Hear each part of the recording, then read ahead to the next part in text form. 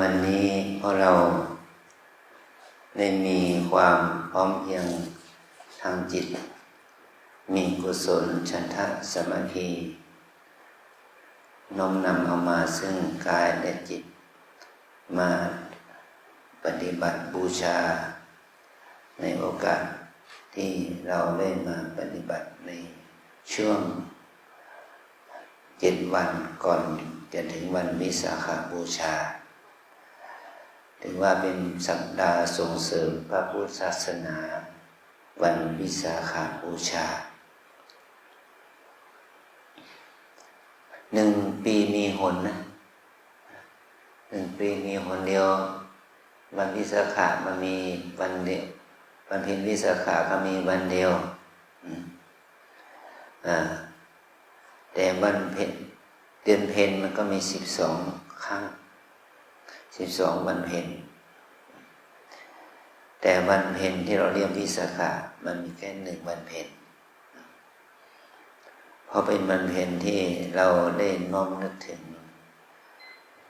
วันที่เป็นวันประสูติของพระโพธิสัตว์และเป็นวันตรัสรู้ของพระพุทธเจ้าและเป็นวันที่เสด็จดับขันธปรินิพพานของพระสัมมาสัมพุทธเจ้า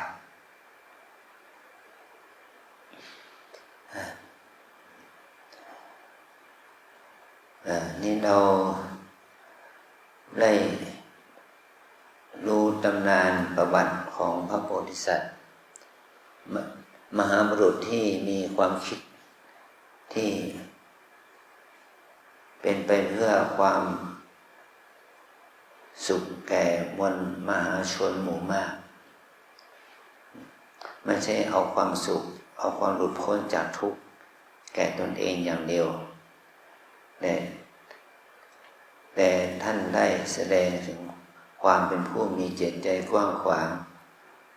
เพื่อจะช่วยเพื่อนร่วมโลกร่วมเกิดแก่เจ็บตายหลุดพ้นจากทุกข์ไปด้วยกันเรียกว่าปัญญาโพธิปัญญาเนี่ยโพธิธรรมพุทธภาวะของพระมหาบุรุษนี้ของพระโพธิสัตว์นี้นั้นแสดงความเป็นพุทธภาวะแห่งความเป็นผู้รู้เป็นผู้รู้ผู้ตื่นผู้เบิกบานมีพระทัยมีจิตใจที่น้อมไปเพื่อความมีปัญญารู้แจ้งเพื่อความดับทุกข์ทั้งแก่ตนและของคนอื่นมาตั้งแต่ปฐมจิตของท่านอย่างพระโพธิสัตว์ได้ตั้งปณิธานไว้ว่าขอให้เราพ้นจากทุกข์ได้นำพาสัตว์โลกให้พ้นทุกข์ไปด้วยความเพียรอันยิ่งใหญ่ของท่านท่านได้สร้างบารมีพุทธที่เราเรียกว่าพุทธกาลกะธรรมมีทานบารมีเป็นต้นการทำทานก็ไม่ใช่ว่าทำทานเพื่อประโยชน์ของพระองค์แต่ทำทานเพื่อให้สัตว์โลกได้รับอานิสงส์มาจนถึงทุกวันนี้นะทานบารมีที่พระองค์ทรงทำและพุทธสาวกได้ทำตามเนี่ยมันจึงเป็นเหตุให้พระศาสนาตั้งอยู่ได้เพราะเรามาปฏิบัติธรรมเนี่ยเราเอาข้าวมาด้วยไหมเราเอาเครื่องปรุงมาด้วยไหมนั่นแหละเราเอาตัวเปล่ามาแท้ๆเรายังไม่กินนะมาอยู่3 วันก็ไม่กิน3 วันมาอยู่5 วันก็ไม่กิน5 วันมาอยู่10 วันก็ไม่กินทั้ง10 วันนั่นแหละนี่แหละคืออานิสงส์ของทานบารมีของพระสัมมาสัมพุทธเจ้านะลูกนะมันไม่ใช่เป็นทานบารมีของอาจารย์ไม่ใช่เป็นทานบารมีของพระภิกษุสามเณรในวัดแต่มันเป็นอานิสงส์ของมหาทานบารมีที่พระองค์ทรงกระทำที่ยิ่งใหญ่ตั้งแต่ปฐมจิตที่พระองค์ปรารถนาจะเป็นพระพุทธเจ้าและพระองค์ก็สร้างทานบารมีทั้งชีวิตในภพที่เป็นพระโพธิสัตว์ที่ยิ่งใหญ่ก็ทานบารมีในสมัยที่พระองค์เป็นพระเวสสันดรอย่างนี้เป็นต้นทั้งทานทั้งชีวิตให้ทานทั้งชีวิตให้ทานทั้งราชบัลลังก์ ใ ให้ทานทั้งแก่คนยากคนจนจนถึงคนเศรษฐีมีทรัพย์มีเงินมีทองอะไรก็ได้ก็ตามแต่ให้ได้ทั้งหมดเนี่ยเดี๋ยวเป็นการไม่ให้มาหาทานแล้วมันจึงเป็นอานิสงส์ให้เราทั้งหลายเนี่ยมาปฏิบัติธรรมไม่อดไม่อยากมีอยู่มีกินมีใช้นะมีที่พักที่อาศัยมีที่หลับที่นอนมีน้ำมีไฟใช้นี่ไม่ใช่ว่าเป็นทานบารมีของใครเป็นทานบารมีที่พระสัมมาสัมพุทธเจ้าได้กระทำมาแล้วก็มันเปิดโลกเปิดบารมีให้พวกเรานั้นได้อยู่กันอย่างมีความสุขเราจะไม่ควรรุ่มหลงตัวเองนะเราจะไม่ควรที่จะหลงไหลเราจึงควรที่จะใช้พลังบุญกุศลมาทำความดีนี้เพื่ออะไรล่ะเพื่อดับทุกข์เพื่อดับกิเลสอันนี้เมื่อพระองค์ปรินิพพานไปแล้ว 2,568 ปีมานี้ใครที่นับถือพระพุทธศาสนาด้วยจิตใจอันศรัทธาเลื่อมใสคนเหล่านี้ก็ดำเนินตามแนวทางของพระพุทธเจ้าบำเพ็ญทานเพราะทานเป็นบารมีธรรมเป็นทานนี่ก็เรียกว่าวัตถุทานให้วัตถุสิ่งของเงินทองเครื่องใช้ของใช้ในซอยโภชนาอาหารให้ปัจจัยสี่นะตอนนั้นเมื่อเราจะเห็นคุณค่าเมื่อเราประสบอุบัติเหตุอุบัติภัยแล้วก็ไฟไหม้น้ำท่วมหรือว่าเกิดอุบัติไฟแผ่นดินไหวหมดเนื้อหมดตัวก็มีคนอื่นที่มีความพร้อมกว่ามาให้ทานเปิดโรงทานอะไรเงี้ยให้อาหารกินให้น้ำให้ท่านี่เป็นการที่ว่าเขาเหล่านั้นก็ดำเนินตามทางของพระสัมมาสัมพุทธเจ้าอันนี้เราจึงเห็นว่าการที่เรามีพระพุทธศาสนานี่เราจะต้องนับถือนี่ที่เรานับถือพระพุทธศาสนาเนี่ยก็เราก็เขาเดินรอยดำเนินตามรอยของพระสัมมาสัมพุทธเจ้าบำเพ็ญทานบารมีนะเราหาเงินหาทองเป็นเศรษฐีมีทรัพย์เป็นอภิมหาเศรษฐีอัครมหาเศรษฐีแต่ตนีไม่ยอมให้ทานมันผิดเจตนาผิดเจตจำนงของตนเองรวยแล้วตนีมันไม่มีประโยชน์ต่อมวลมนุษยชาติมีแล้วแต่ต้องเอื้อเฟื้อแก้กูลแก่คนยากจนคนแค้นคนที่ตกทุกข์ได้ยากที่ต้องเอื้อเฟื้อแก้กูลนั่นแหละคำพูดที่โบราณเขาเรียกว่าเศรษฐี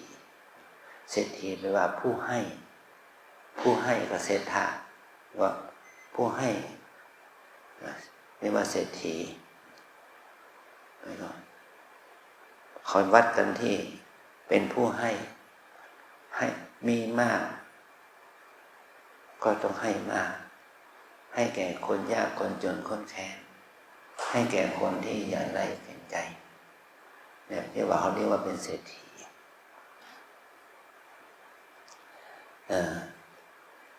พระองค์พระสัมมาสัมพุทธเจ้าได้บำเพ็ญบารมีธรรมเพื่อให้พระองค์นั้นได้ก้าวตนเองให้พ้นจากทุกข์เมื่อเป็นพระโพธิสัตว์ก็สร้างบารมีเพื่อจะทำให้ตนเองพ้นจากทุกข์และนำพาสัตว์โลกให้พ้นทุกข์ไปด้วยกันนี่เป็นตัวอย่างเป็นแบบอย่างที่ดีแก่เราทั้งหลายนะเมื่อเรามาอยู่ที่นี่เรามาประพฤติปฏิบัติธรรมที่นี่เราเอากำลังที่เกิดจากการบริโภคอาหารเอาความสุขสบายที่เกิดจากการที่ได้ที่พักที่อาศัยที่หลับที่นอนนั่นแหละสิ่งเหล่านี้ญาติโยมเขาทำมาให้แก่เราเพราะเขาเหล่านั้นก็ได้มีความศรัทธาในพระรัตนตรัยโดยเป็นเจ้าภาพห้องนอนห้องกรรมฐานทุกห้องมีเจ้าภาพเราไม่มีห้องไหนที่ไม่มีเจ้าภาพเขาเป็นคนสละปัจจัยให้วัด จัดการสร้างกุฏิสร้างห้องพักให้เรานี่แหละอาหารทุกมื้อเรามีเจ้าภาพอย่างนี้เป็นต้นนะทุกสิ่งทุกอย่างเนี่ยเขาให้เพื่อให้เราได้ทำความดีด้วยความสบายใจไม่ต้องมีความทุกข์ใจว่าจะไม่ได้กินจะไม่ได้นอนจะได้ไม่พักจะได้ไม่แล้วก็ให้พักในสิ่งที่ดีๆที่มันสะดวกต่อการปฏิบัตินี่นะนี่คือบารมีธรรมของพระสัมมาสัมพุทธเจ้าองค์ได้สร้างบารมีถึง10อย่างมีทานบารมีผู้ที่บริจาคทานตั้งแต่ในอดีตจนถึงปัจจุบันนี้บุญกุศลที่บริจาคทานนั้นทำให้เราไม่อดไม่อยากอันที่สองศีลบารมีให้เรารักษาศีลศีล5ศีล8อย่างกรณีที่เรามาที่นี่เรามารักษาศีล8เป็นการฝึกให้เรานั้นขัดเกลากิเลสนะศีล5ก็ขัดเกลาแล้วแต่มันยังรุ่มหลงกับการความสวยความงามอยู่เรามาถือศีล8แล้วก็ละสิ่งที่ทำให้เราเกิดความรู้สึกชอบพอจะรุ่มหลงกับความสวยความงามนะละประดับละเครื่องประดับตกแต่งออกจากกายได้เนาะแล้วก็ละความสะดวกสบายความสุขสบายกับการกินลดอาหารเย็นละความสุขสบายเกี่ยวกับเรื่องกามเราถือศีลข้อ3ให้ถือพรหมจรรย์ละความสะดวกสบายสวยงามเกี่ยวกับเครื่องประดับตกแต่งรูปไร้ของหอมเครื่องใช้ในซอยเครื่องประดับตกแต่งนี่แหละละการสุขสบายกับการแต่ปานนอนสิ่งข้อที่8นี่เรารักษาศีลข้อนี้ก็เพื่อว่าให้เรานั้นมีเจตจำนงมีเจตนาที่จะฝึกฝนอบรมตนเองเพื่อความเจริญแห่งกุศลธรรมขั้นสูงขึ้นไปก็คือการภาวนาเนาะการที่เรามาภาวนาเราต้องมาประพฤติปฏิบัติสร้างบารมีข้อที่3คือเนคขมมะเนคขมมะแปลว่าการถือบวชหรือการออกบวชการถือบวชมุ่งหมายถึงว่าการออกจากกามเพราะเราทุกคนมีกามราคะมีความกำหนัดยินดีทางเพศทางกามกันทุกคนนะแต่ถ้าเรามาปฏิบัติธรรมเราต้องระงับงดเว้นจากเรื่องกามตัณหากามราคะความยินดีพอใจในกามเพื่อที่จะให้จิตใจเรามุ่งมั่นไปสู่ทางความดับทุกข์คือวิราคะวิราคะคือความไม่มีราคะให้เกิดขึ้นกับเราเพราะว่าการมีราคะก็จะทำให้เราเนี่ยหมกมุ่นอยู่กับกามแล้วก็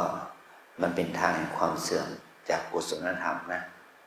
เนี่ยคือว่าเราต้องมาปฏิบัติธรรมต้องให้ถือเนคขมมะอันที่3อันที่4ก็คือวิริยะปัญญาเราจะมาฝึกให้เกิดตัวปัญญา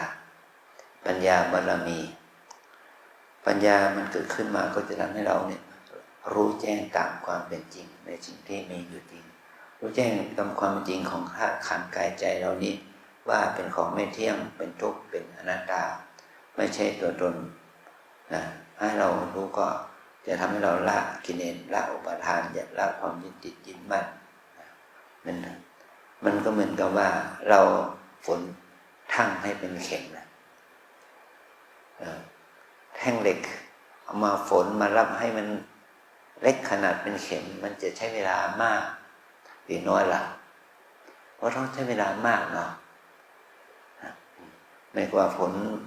ทั่งให้เป็นเข็มมันถึงจะเป็นได้แต่มันต้องใช้เวลามากใช้ความเพียรมากใช้ความอดทนมากต้องมีปัญญาเพื่อให้เรามีปัญญา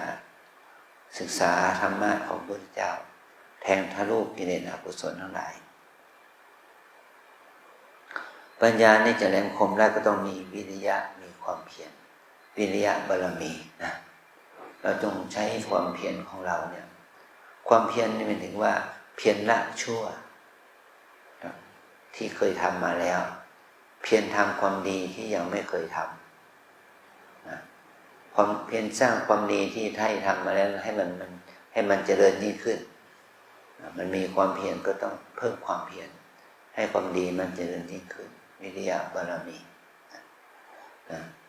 แล้วมีขันติความอดทนในการภาวนาอดทนต่อการหิวกระหายอดทนต่อกิเลสอกุศลขันติ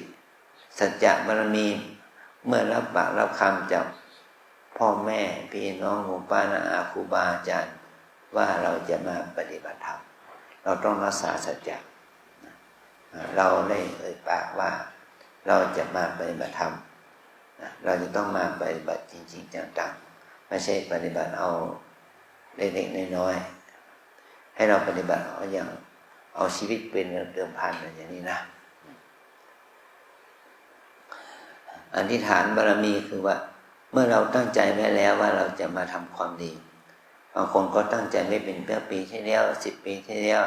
20 ปีที่แล้วว่าชาตินี้ขอได้มาปฏิบัติธรรมสักครั้งหนึ่งเถอะเนี่ยบางคนก็ตั้งใจมาหลายปีเมื่อลูกหลานโตขึ้นแล้วจึงมีโอกาสมาปฏิบัติธรรมอย่างนี้เป็นต้นนะเราตั้งสัจจะไว้หลายปีที่แล้วว่าเราเรียนจบแล้วเรามีการงานเป็นหลักเป็นฐานแล้วเราจะได้มาปฏิบัติธรรมบางทีเราตั้งสัจจะไว้ว่าปีนี้ขอใน1 วัน365 วันขอให้ได้มาปฏิบัติธรรม3 วัน5 วัน7 วันให้ได้สักครั้งหนึ่งต่อปีนี่เราได้ตั้งสัจจะตั้งอธิษฐานไว้บัดนี้เราก็ได้ตั้งอธิษฐานแล้วเราก็ได้ตามที่เราตั้งจิตอธิษฐานไว้แล้วนี่อย่างนี้เป็นแรงอธิษฐานของเรานะเราต้องมาปฏิบัติธรรมนี่เรามาฝึกเพื่อให้เรานั้นมีเมตตาจิตมีจิตเป็นมิตรต่อตนมีจิตเป็นมิตรต่อเพื่อนร่วมโลกมีจิตเป็นมิตรต่อสรรพสัตว์ทั้งหลายเราต้องมีจิตเมตตามีเมตตาจิตไม่โกรธมีความเป็นเพื่อนมีความรักต่อเพื่อนร่วมโลกนะมีเมตตาจิตต่อเพื่อนร่วมโลกเริ่มตั้งแต่การภาวนาในทางที่ก่อให้เกิดนะก่อให้เกิดบุญให้เกิดขึ้นในใจเราเนี่ยมีเมตตาจิตไม่มีโทสะจิตอุเบกขาบารมีแปลว่าทำจิตให้เป็นกลางเมื่อเราทำบุญก็ต้องในอานิสงส์ของบุญเราทำบาปก็ได้อานิสงส์ของบาปแต่ว่าเหตุปัจจัยที่จะทำให้บุญเกิดขึ้นบาปเกิดขึ้นนั้นมันต้องใช้เวลาบุญกรรมบาปกรรมเนี่ยมันก็อยู่ที่กระแสของจิตถ้ากระแสของจิตมีบาปมากมันก็ได้วิบากที่เป็นอกุศลวิบากมันก็เกิดขึ้นได้แต่ถ้ากระแสของจิตมันมีบุญมากบุญก็รอเลี้ยงจิตของเราให้บุญกุศลส่งผลมากเราจะต้องพยายามฝึกเพื่อให้บุญกุศลเกิดขึ้นในใจเราให้มากขึ้นนี่แหละเมื่อยกตัวอย่างมันก็ว่าท่านองคุลิมานท่านได้ทำบาปกรรมฆ่ามันสัตว์โลกฆ่าเพื่อนมนุษย์ตายไป999 ศพแต่การที่ท่านทำนั้นไม่ได้ทำเพราะความชอบแต่หวังจะได้วิชาจากอาจารย์พอท่านมีความสำนึกถูกต้องแล้วท่านกลับมานับถือเคารพนับถือพระพุทธเจ้าได้เป็นบัตรตามธรรมของพระพุทธเจ้าทำให้ท่านบรรลุถึงธรรมเป็นพระอรหันต์เป็นที่สุดได้แม้ว่าบาปกรรมที่ท่านทำอยู่มามากฆ่ามนุษย์ร่วมโลกนั้นเป็นนับพันศพแต่ว่าบุญกรรมที่ท่านได้ทำความดีในศาสนาของพระพุทธเจ้าเนี่ยทานศีลสมาธิปัญญาเนี่ยก็นำพาให้ท่านก้าวข้ามทุกข์ในปัจจุบันชาติได้ให้ท่านเข้าถึงความเป็นพระอรหันต์สมมาพระอรหันต์ได้ ถ้าเราทั้งหลายเนี่ยได้ทำบาปกรรมอกุศลจะเป็นเล็กๆน้อยๆตั้งต่อหน้าในลำหลังข้างกลางวันกลางคืนเนี่ยเราจะพึงให้บาปอกุศลนั้นดับไปได้อย่างไรนี่แหละนะขอให้เรานึกถึงคำสอนของพระพุทธเจ้าว่า พระองค์ทรงสอนพระองคุลิมานว่าให้เรารู้ปัจจุบันขณะไม่คิดไม่มีความคิดที่ไม่ดีหรือว่ามีความรู้สึกเสียใจน้อยใจขับแค้นใจอย่าไปคิดอย่างนั้นท่านให้เราอยู่กับปัจจุบันเมื่อมีสติอยู่กับปัจจุบันบุญกุศลในอดีตบารมีธรรมในอดีตที่ท่านทำไว้มีมากก็เราก็ไปเอาเหมือนกับว่าไปเอาสมบัติเก่ามาใช้เอาบารมีเก่ามาใช้มาเสริมจงเพื่อให้บุญกุศลใหม่ที่เกิดขึ้นในปัจจุบันเนี่ยมันเป็นกับการต่อยอดการต่อยอดการทากกิ่งการต่อยอดต่อกิ่งของต้นไม้ถ้าเราต่อยอดต่อกิ่งของต้นไม้นั้นมันก็ออกดอกออกผลมาเป็นต้นไม้พันธุ์ดีเกิดขึ้นกับเรานะอันนี้แหละมันเหมือนกับว่าเรามาทำดีแต่ว่ากล้าไม้ต้นคือว่าวิถีชีวิตในชาตินี้มันจะดีบ้างไม่ดีบ้างก็ให้เรานั้นได้ต่อยอดใหม่ต่อกิ่งใหม่ทากกิ่งใหม่มันจะได้เป็นไม้พันธุ์ใหม่ผลไม้พันธุ์ใหม่มันจะออกดอกออกผลเป็นดอกผลที่ดีต่อไปอย่างนี้นะอย่างนี้เมื่อเราได้ทำหน้าที่อย่างนี้ปฏิบัติอย่างนี้เจริญกรรมฐานอย่างนี้เนี่ยมันจะทำให้เรานั้นได้ความดีงามเกิดขึ้นนะเหมือนกับเจ้าพันธุ์ดีที่เราเอามาต่อมาทาบมันก็ให้ดอกให้ผลดีแก่เรานะเราไม่ต้องคิดถึงเรื่องกรรมที่เราทำในอดีตเมื่อปีที่แล้วเมื่อ5 ปี 10 ปีที่แล้วว่ามันจะเป็นตัวขวางกั้นเราแต่สำคัญนี้เราจะต้องตัดยอดเก่าเอานั้นออกเสียให้ต้นยอดใหม่มันให้มันเจริญเติบโตตั้งแต่ปัจจุบันนี้เป็นต้นไปนี่เลยนะนี่เรียกว่าตอนนี้เรามาปฏิบัติวิปัสสนากรรมฐานเรามาปฏิบัติเพื่อเราจะได้เอาใช้กายคือร่างกายของเราเนี่ยใช้ใจคือจิตใจของเราเนี่ยที่เราเรียกว่ากายใจของเราโดยสมมุตินะให้กายใจนี้อยู่กับปัจจุบันขณะปัจจุบันอารมณ์ปัจจุบันขณะถ้ากายใจอยู่กับปัจจุบันอารมณ์ปัจจุบันขณะเรื่อยๆไปมันก็จะให้ความให้สิ่งที่ดีๆเกิดขึ้นกับเราสติสมาธิปัญญาความเพียรความอดทนก็จะเกิดขึ้นกับเรานี่แหละคือการต่อยอดไม่ได้เอากิ่งเก่ายอดเก่าแล้วทิ้งแค่ตัดทิ้งกิ่งเก่ายอดเก่าเสียแล้วก็เอาให้กิ่งใหม่ยอดใหม่มันเติบโตแทนมันจะทำให้การเข้าถึงความมีเม็ดพันธุ์กิ่งพันธุ์ที่ดีจะต่อมันจะได้ออกดอกออกผลที่ดีแก่เราติดต่อไปมันเป็นกับนี้นะองค์พระสัมมาสัมพุทธเจ้าได้ทรงสอนให้เราทั้งหลายนะรู้ถึงคุณค่าของความอยู่กับปัจจุบันอยู่กับปัจจุบันเมื่อเราอยู่กับปัจจุบันได้อย่างนี้เราก็ทำให้เราได้บุญได้กุศลเกิดขึ้นบุญกุศลเหล่านี้เกิดขึ้นมันเป็นบุญที่สะอาดบริสุทธิ์ในโอกาสที่เราได้ปฏิบัติเราจะได้ละกิเลสโลภโกรธหลงออกไปจากจิตใจของเราเองได้นี่เป็นการปฏิบัติกรรมฐานนะปฏิบัติวิปัสสนาบุญที่เกิดจากการเจริญวิปัสสนากรรมฐานนะครับเป็นบุญที่เกิดจากการที่เรามีเอาศัยศีลสมาธิและปัญญาอาศัยศีลสมาธิปัญญาที่เกิดขึ้นมันจะทำให้เราเข้าใจความเป็นจริงของชีวิตว่าที่เราเรียกว่าชายหญิง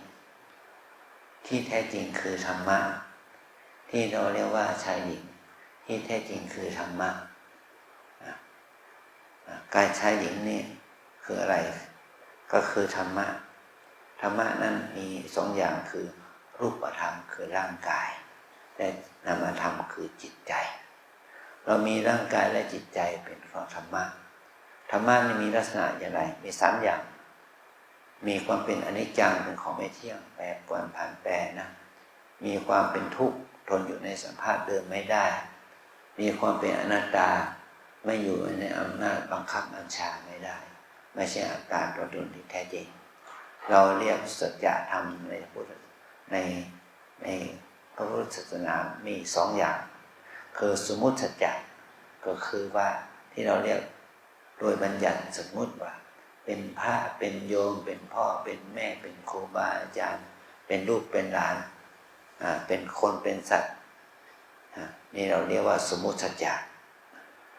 อันนี้นี่ก็อันที่สองเนี่ยคืออันที่สองนี่คือปรมัตถสัจจะปรมัตถสัจจะความจริงอย่างแท้จริงก็คือรูปนามขันธ์ห้ากายใจ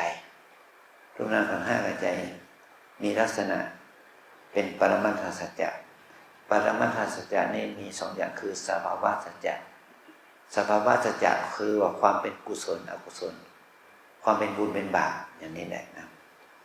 กุศลธรรมะอกุศลธรรมะเนี่ยเราได้ยินพระเขาสวดเนาะนี่เรียกว่าเป็นสภาวะสัจจะความจริงที่เป็นกุศลอกุศลอันที่สองเราเรียกว่าอริยสัจจะความจริงของพระอริยเจ้าความจริงที่ทำให้เขาถึงความเป็นพระอริยะก็คือความจริงว่านี่คือทุกข์นี่คือเหตุแห่งทุกข์นี่คือความดับทุกข์นี่คือข้อปฏิบัติเพื่อให้ถึงความดับทุกข์อันนี้เป็นอริยสัจจะทุกข์คืออะไรก็คือกายใจเรานี่แหละเกิดแก่เจ็บตายเป็นธรรมดาเนาะกายใจเนี่ยคือเรียกว่าทุกข์เหตุแห่งทุกข์คืออะไรคือกิเลสตัณหาความดับทุกข์คืออะไรคือการละกิเลสตัณหาเหล่านั้นแล้วก็ข้อปฏิบัติเพื่อให้ถึงความดับทุกข์ก็คือให้เรามีศีลให้เรามีสติให้มีสมาธิให้เรามีปัญญาศีลสมาธิปัญญาที่เกิดขึ้นนี่เป็นข้อปฏิบัติให้ถึงความดับทุกข์นี่แหละคือการที่เราต้องฝึกแม้ว่ามันจะปวดจะเจ็บจะเมื่อยขบขนาดไหนเราต้องฝึกทนอดทนอดกลั้นแล้วก็จิตใจมันจะฟุ้งซ่านรำคาญอย่างไรก็ให้มีสติอดทนอดกลั้นเพื่อให้คุณธรรมมันจะเดินขึ้นสืบต่อไปเนาะเราคงจะเคยได้ยินได้เห็นสารคดีบางสิ่งบางอย่างที่เขาเอากะลามะพร้าวเอามาแช่เอามาทุบเอามาแยกกะลามะพร้าวส่วนที่เป็นขุยมันก็แยกออกไปแล้วก็ส่วนที่เป็นเส้นใยล่ะเขาก็เอามาปั่นเข้าเครื่องแล้วก็เอามาปั่นกลายเป็นเส้นใยกลายเป็นเส้นได้กลายเป็นเส้นเชือกเนี่ยมันเป็นกะลามะพร้าวกลายเป็นเส้นเชือกกลายเป็นเส้นใยกลายเป็นเส้นได้ขุยมันก็จะกลายเป็นที่หลับที่นอนเป็นฟูกเป็นหมอนไปเนี่ยเขาเรียกว่าเป็นกะลามะพร้าวมันไม่ใช่ว่ามันไม่ใช่มันไม่มีประโยชน์นะเปลือกมันก็เอามาทำประโยชน์เป็นอุตสาหกรรมได้ขุยมันก็มาเป็นประโยชน์ในทางเอามาเป็นเครื่องนุ่งห่มได้เช่นเนี่ยกะลามันก็เขาเคาะเอาเนื้อมันออกแล้วก็เอามาเจาะเอามาทำเป็นงานฝีมือได้เนื้อมันก็เอามาปั่นเป็นน้ำกะทิได้เอามาปั่นเป็นน้ำมันมะพร้าวได้นี่ประโยชน์มันจะมีมากมายมันอยู่ที่เรามีปัญญามีเครื่องมือในการจัดการถ้าเรามีปัญญามีทุนมีปัญญามีเครื่องมือในการจัดการมันจึงออกมาเป็นวัตถุสำเร็จรูปเป็นวัตถุอุตสาหกรรมอย่างนี้ได้นี่แหละมันเหมือนกับว่าเรามาปฏิบัติธรรมเนี่ยเราก็เอามือเอาเท้านี่แหละเอาลมหายใจนี่แหละเอาความรู้สึกสุขทุกข์นี่แหละเอามาเป็นที่ตั้งของสตินี่ถึงว่าเป็นวิธีการเจริญสติเอามาเป็นที่ตั้งของสมาธิเอามาเป็นที่ตั้งของความเพียรมันจะทำให้เรารู้สัจธรรมว่าสิ่งนี้มันเป็นธรรมชาติถ้าธรรมชาตินี้ได้รับการพัฒนา ด้วยอำนาจของศีลสมาธิปัญญามันก็จะเป็นปัจจัยให้เราได้รู้จักความจริงของชีวิตว่าทุกสิ่งทุกอย่างเนี่ยเป็นของไม่เที่ยงเป็นทุกข์เป็นอนัตตาเราสามารถที่จะปล่อยวางการยึดติดยึดมั่นในสิ่งเหล่านี้ได้จะทำให้เราพ้นจากความทุกข์ที่เกิดจากความยึดมั่นถือมั่นได้ด้วยการภาวนาเนี่ยเราได้ตั้งใจตั้งฐานจิตที่ดีแล้วมาปฏิบัติในช่วงเวลาที่ประเสริฐในสัปดาห์ส่งเสริมพระพุทธศาสนานี้ก็ถือว่าเราได้ตั้งต้นที่ดีแล้วกับชีวิตของเรานะลูกนะเราต่อไปให้ปฏิบัติให้ประมือว่าตามอาจารย์นะวิปัสสนากรรมฐานตามแนวสติปัฏฐานมีสี่อย่างหนึ่งกาย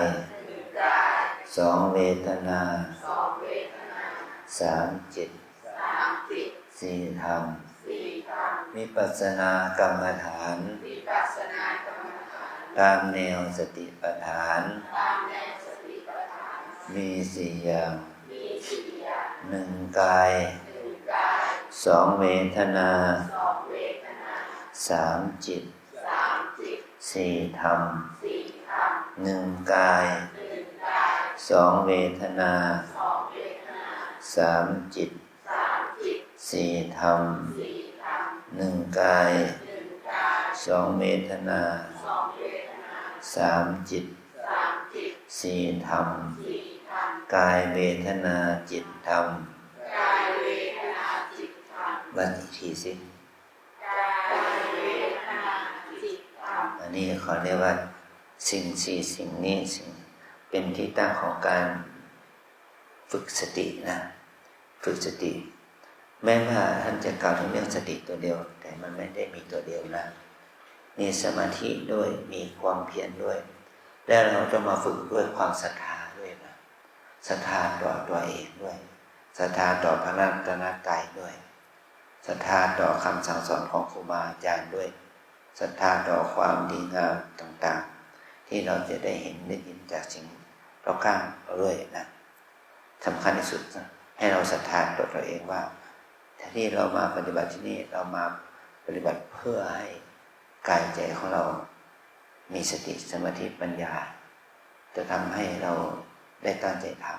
ำมากขึ้นไม่ใช่ว่าเราไม่ได้ใช่มาเพราะหมอดูมา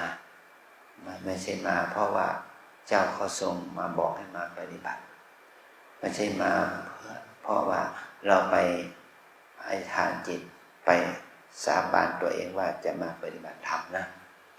ให้เรามาด้วยความศรัทธาของตัวเองมาปฏิบัติเพื่อตัวเองมาประพฤติปฏิบัติเพื่อชำระล้างกิเลสโลภโกรธหลงให้ที่มันเกิดขึ้นในใจเราเองให้มันลดละให้มันเบาบางลงไปเมื่อเรามีความศรัทธาต่อธรรมะต่อพระรัตนตรัยอย่างนี้ก็จะทำให้เรานั้นได้รู้ถึงคุณค่าของพระรัตนตรัยรู้ถึงคุณค่าของการทำความดีที่เกิดจากการมาเป็นปฏิบัตินี้ในโอกาสที่จะถึงวันวิสาขบูชานี้ให้เราปฏิบัติเพื่อให้เกิดสติสมาธิปัญญาเพื่อบูชาพระรัตนตรัยโดยการปฏิบัติอย่างจริงจังจริงใจในการภาวนาสืบต่อไปนะว่ากินน้อยนอนน้อยพูดน้อยปฏิบัติให้มากเอาใจใส่ดูแลตัวเองอย่างนี้ก็จะทำให้กุศลธรรมกุศลจิตเกิดขึ้นกับจิตสันดานของเราสืบต่อไปขออนุโมทนา